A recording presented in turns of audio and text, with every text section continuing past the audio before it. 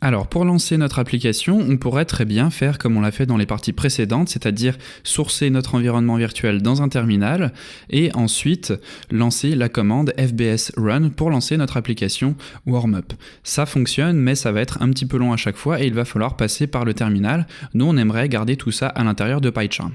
Donc pour ça, on va utiliser des configurations qu'on va pouvoir créer en allant ici en haut à droite. Vous avez un menu Add Configuration, donc pour l'instant on n'en a aucune et ça va nous permettre en cliquant sur ce menu de créer une configuration. Donc je clique dessus et ici vous voyez que pour l'instant on n'a aucune configuration, donc on peut cliquer sur le plus pour créer une nouvelle configuration. Moi je vais créer une configuration Python qui va me permettre d'exécuter un script Python. On va renseigner ici le chemin du script que l'on veut exécuter. Donc là, dans ce cas-ci, on va renseigner le chemin du script main.py.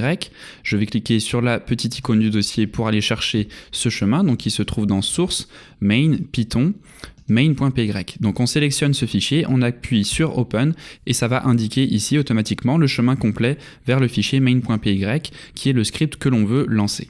Tout le reste, on va laisser par défaut. On vérifie juste que l'interpréteur Python utilisé est bien celui de l'environnement virtuel. Donc là, ici, on voit qu'on a bien venv qui est utilisé. Donc c'est le bon environnement virtuel. Donc je vais cliquer sur OK et je vais pouvoir ensuite lancer ma configuration. Donc là, vous voyez qu'on a une nouvelle configuration ici qui a été ajoutée, qui s'appelle par défaut main et qu'on va pouvoir exécuter en cliquant sur la petite flèche verte ici. Donc je clique dessus pour lancer le programme et on va voir si ça fonctionne. Alors vous voyez que le fichier a bien été exécuté, on a simplement une erreur à l'intérieur de la méthode init.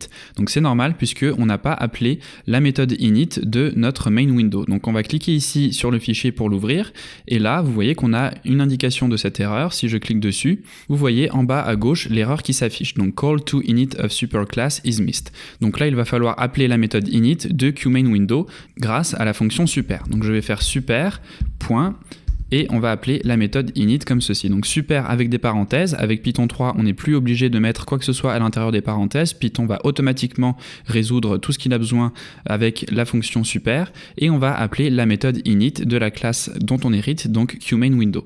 Donc on réessaye de lancer notre configuration, donc on clique de nouveau sur la petite flèche verte en haut à droite.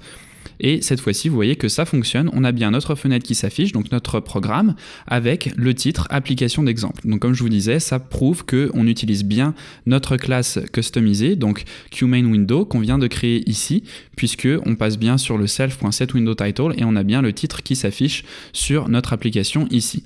Donc ça fonctionne et on a correctement remplacé le QMainWindow qui était de base dans le fichier main.py par notre propre instance du QMainWindow que l'on a créé à l'intérieur du dossier package dans ce fichier main_window.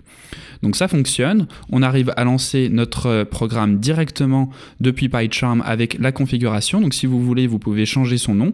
Pour l'instant, je vais juste cliquer sur la petite icône ici en haut à droite, donc l'icône rouge qui va me permettre d'arrêter le script et je vais renommer cette configuration. Donc je vais cliquer sur Edit Configuration et on va changer le nom, on va l'appeler tout simplement Launch, qui veut dire lancement, donc qui veut dire qu'on va lancer notre application. Donc vous pouvez mettre n'importe quel nom, moi je mets ça par défaut, j'appuie sur OK et comme ça on va pouvoir sélectionner cette configuration à chaque fois qu'on veut exécuter notre programme pour voir si ça fonctionne ou non. Si jamais on a des erreurs ou des messages, des prints, quoi que ce soit qu'on veut afficher, ça va se retrouver automatiquement ici dans la console qui affiche le résultat de notre programme.